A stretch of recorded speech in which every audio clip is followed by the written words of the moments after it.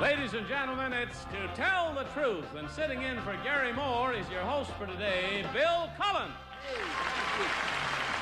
Thank you all. Thank you. Thank you. Kindly. What do you mean by...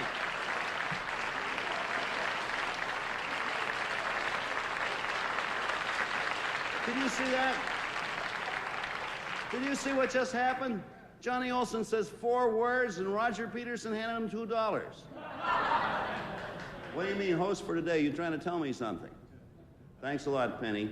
Thank you all, and welcome to Tell the Truth. Our first guest today is a a very young lady who did a very grown-up thing. Now, anyway, we'll meet her in a moment as she tries to fool you and our panel here on To Tell the Truth. Peggy Cass. Keir DeLay. Kitty Carlisle.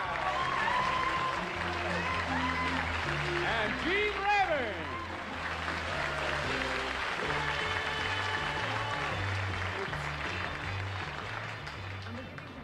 Last show of the day, and I almost fell over the chair when I sat down.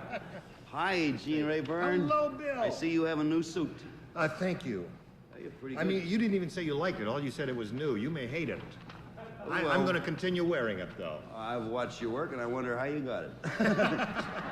Keir DeLay, 2 seats down there from Gene. Thank you, Keir. It's been a fun week with you. Enjoyed it. Sometimes on a show like this, we run off like mad. On this show.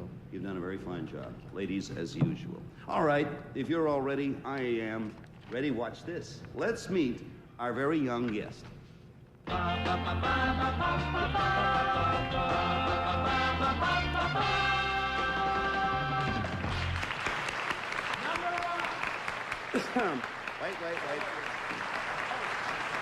What is your name, please?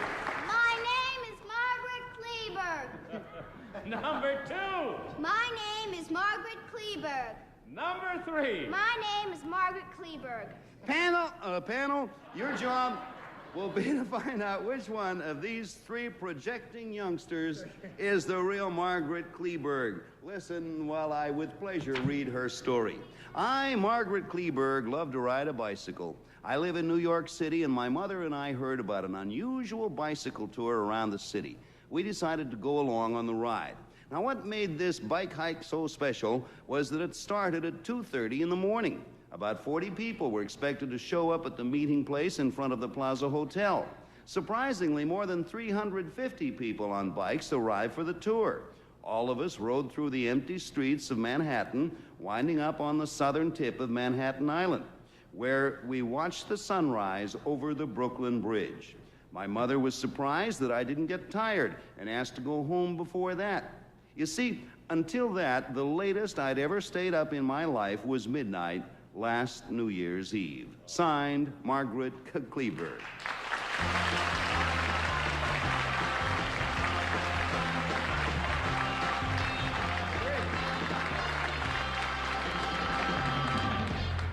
Okay, friends, we'll be back for our questioning period right after a few normal-sized commercials.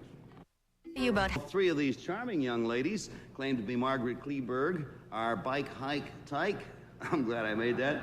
We'll begin the questioning with our resident cyclist, Kitty Carlisle. Oh, thank you. Gosh, I'm pleased to meet you all. I think it's a wonderful idea. Number 1, did you have to train for this tour? No, I had learned to ride a bike in about June or July, and the trip had been in August, and I had not known how to ride the bike. That's amazing. Well. Goodness. Number 2, didn't you ride a bike all your life? No. And you weren't tired a bit?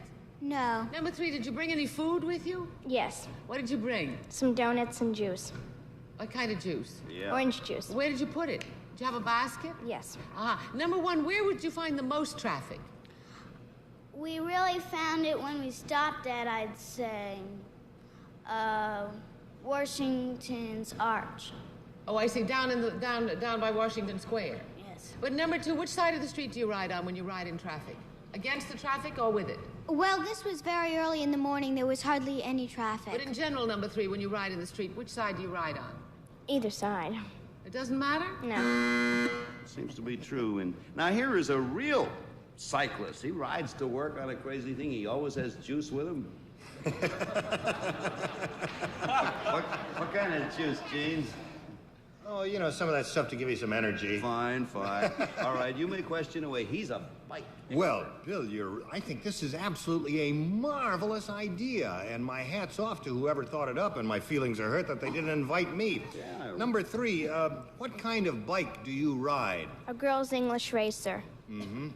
And you ride a girl's English racer? That's right, Bill. Number 1, how many miles do you think you covered? I'd say about 10 or so. Yeah. Number 3, what kind of bike do you ride?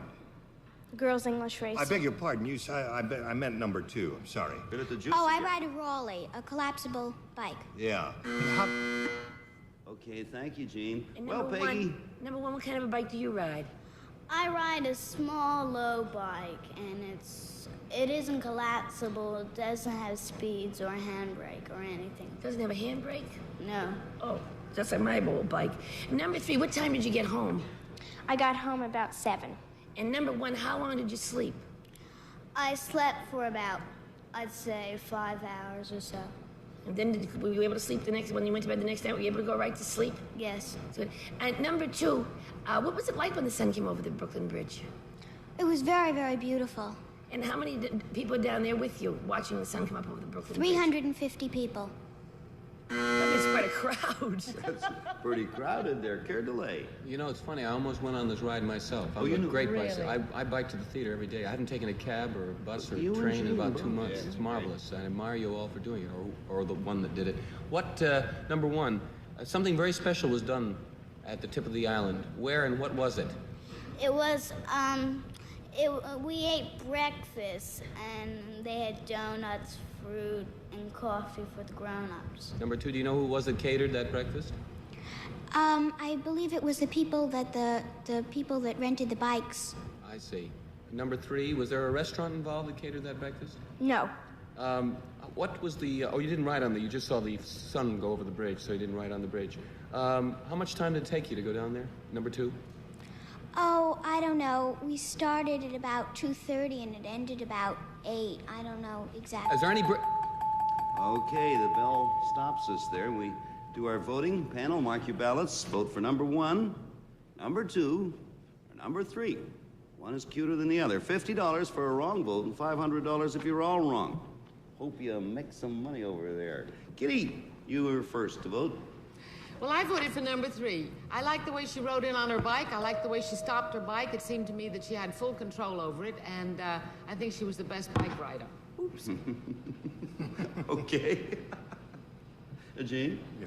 Well, I voted for number 2, Bill, because she said she learned how to ride her bike in June. That's the reason you voted That's for the reason I voted. it. Is that a good month for learning how to ride a bike? Yeah, that's right. All right, Peggy Cass. I voted for number 1 because I thought that she really kind of thought out her answers. And Care delay. Well, I thought that number 2 was sort of wise like an owl. She sort of sat back and just listened, and I think she's the bike rider. Okay, time to count up the votes and maybe the money. 1 for number 1, 2 for number 2, 1 for number 3. Will the real Margaret Kleberg please stand up? You like that stand up? She went down.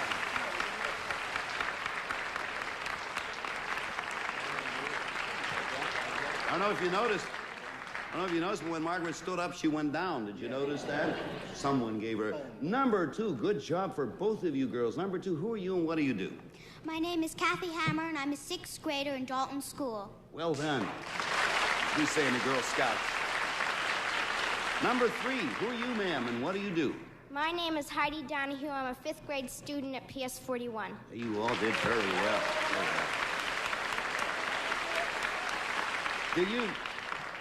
Did you, Margaret, have any trouble keeping up with all those grown-ups on this bike ride? No, they had trouble keeping up with me. That sort of figures. All right, let's go a step further, or a revolution further. Who was most tired when it was all over, you or your mother? My mother. What was the best part of the whole trip? Having breakfast down at the Battery. You enjoyed that? Yes. How about the sun coming up? That was fun, too. Yes. I want to thank you, Margaret Kleberg and Imposters. There's juice backstage for playing To Tell the Truth.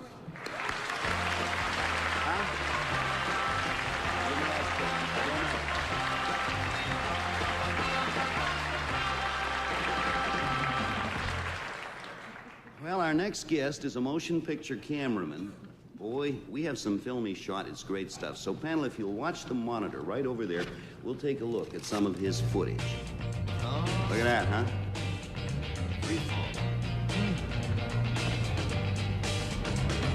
That would make me nervous. Going down.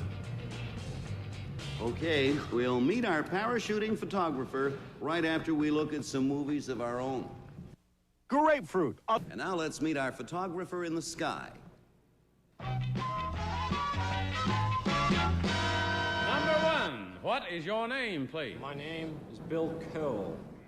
Number two. My name is Bill Cole. Number three. My name is Bill Cole. All right, here's Bill Cole's airborne affidavit panel. If you listen carefully, I'll read it. I, Bill Cole, am a professional skydiving cameraman. I've made over 500 parachute jumps. I've filmed television commercials while falling through the air at a speed of 125 miles an hour and at an altitude of over 20,000 feet. I have filmed an airman strapped in an ejection seat. Once I made a jump at 31,000 feet, and that was really memorable. It was 30 degrees below zero when I left the plane, but by the time I hit the ground, it was a balmy 74 above. On one occasion, I jumped from an aircraft at 13,200 feet. Now, the only unusual aspect about that jump was the fact that I jumped without a parachute. What? Another skydiver passed me one while we were both falling. I snapped it on, pulled the ripcord, and by the time the canopy finally opened, I had fallen through the air almost 2 miles. Signed in a rather shaky hand, Bill Cole.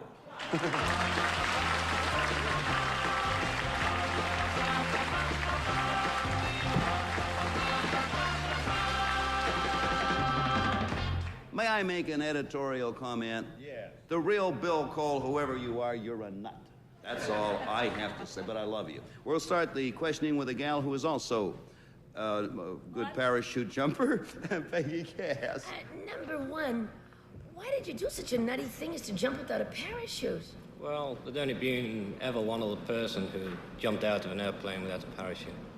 You wanted to be one of the first? Terrific. Number three, how did you put it on the parachute? I thought it was hard to get into a parachute. Oh, not at all. We're quite trained for it. Thank you. Number two, what commercials have you made? Just beer and cigarette commercials. What do you do? Have a guy falling free with a can of beer in his hand? No, they have it after they land, sort of thing. They what? They have the beer after they land. I see. They need it, too. Number three, what kind of a camera do you use? We use a 16-millimeter military camera. Thank you. All right, let's see. Go to Coeur d'Alene. Is it possible, number two, is it possible to slow yourself up? For example, if you wanted the other people you were jumping with to fade in the background, that you could hold yourself higher than they? Very slightly, very slightly, but they can go, I can go faster, but that way. Number one, is it possible to climb at all, ever, under any circumstances? No, that's the one thing you can't do. Number three, do you fold your own parachute? Indeed so, yeah. Number two, have you ever been on the Coney Island jump? No. Number one, have you been on the Coney Island parachute jump? No, I've never been to Coney Island. I've never been to Coney Island. How many kinds of jumping chutes are there, number three? Three, basically. Stunt, military, and exhibition. Exhibition strictly.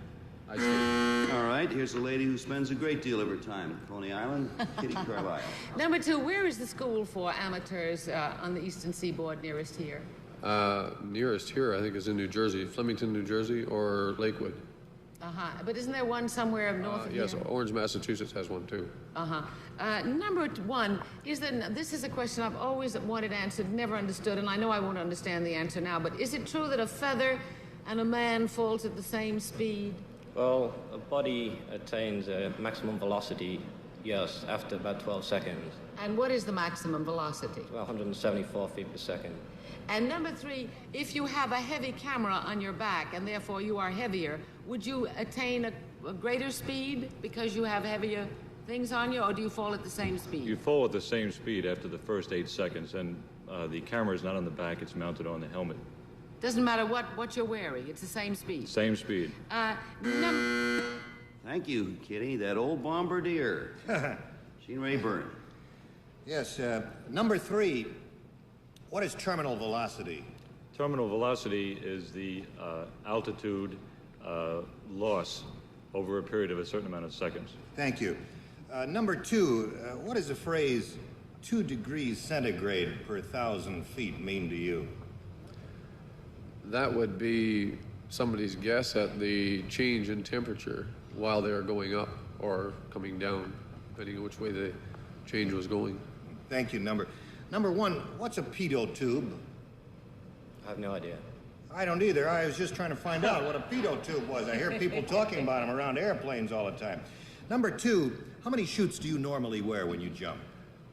Well, I've jumped without any. I've jumped with 1. I've jumped with 2. Most of the time with 2. There you are. You don't know what a pitot tube is, huh? Yes, I bet you do. Okay, mark your ballots and vote for number 1, number 2, or number 3.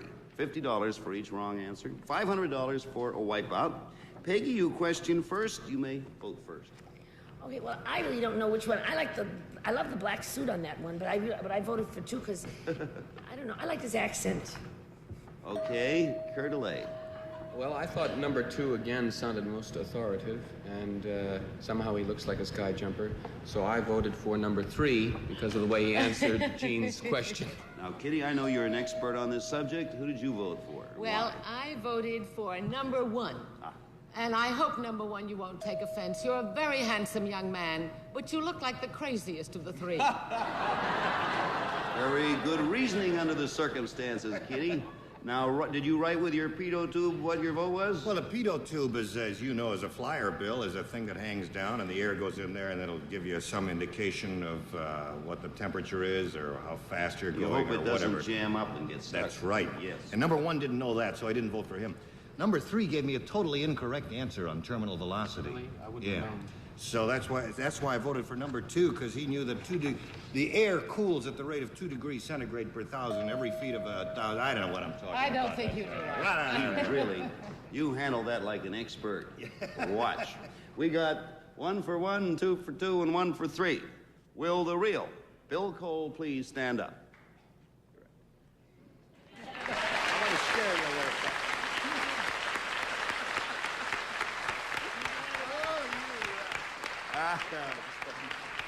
Actually, those fellows really did well. Number 1, sir, would you tell us who you are and what you do? My name's Jim Duke, and I own an English pub on 2nd Avenue and 85th Street called Drake's Drum. You don't have to know about a pitot tube. Get it. Number 3, sir, who are you and what do you do? My name is Wayne Ferguson, and I raise St. Bernard dogs in Colonia, New Jersey.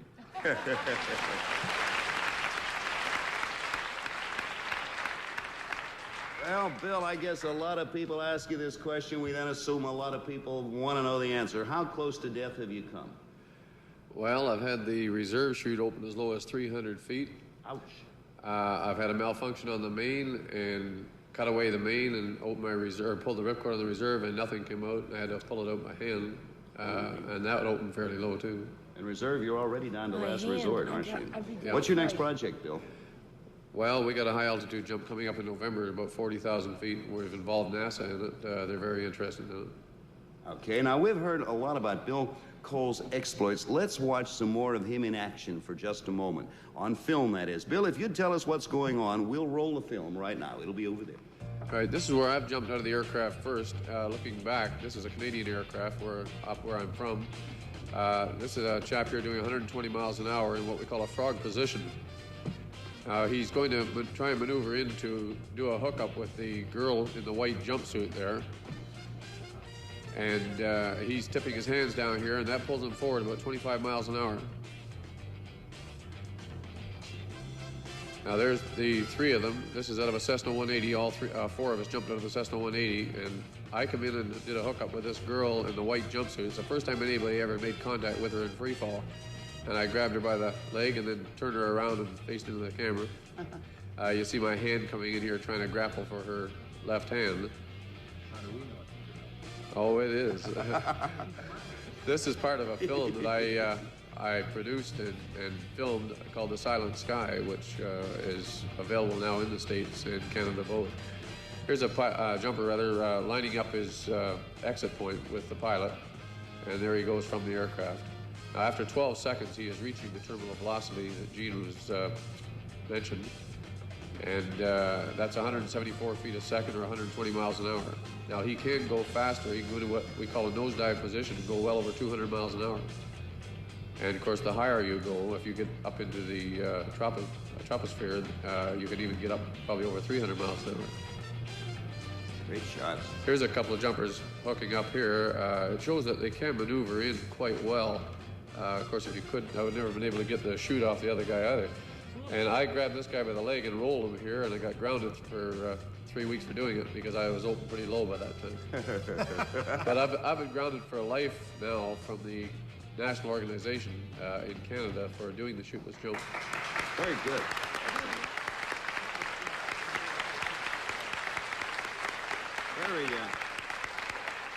Very good footage. Very. How can you breathe at 300 miles an hour? It breathes just like you do on the ground. You see, most people compare it to sticking their head out the window of a car into the slipstream and the turbulence. Well, you're not doing that up there. There is no turbulence. Thank you. Thank you, Bill, and Imposters for playing To Tell the Truth.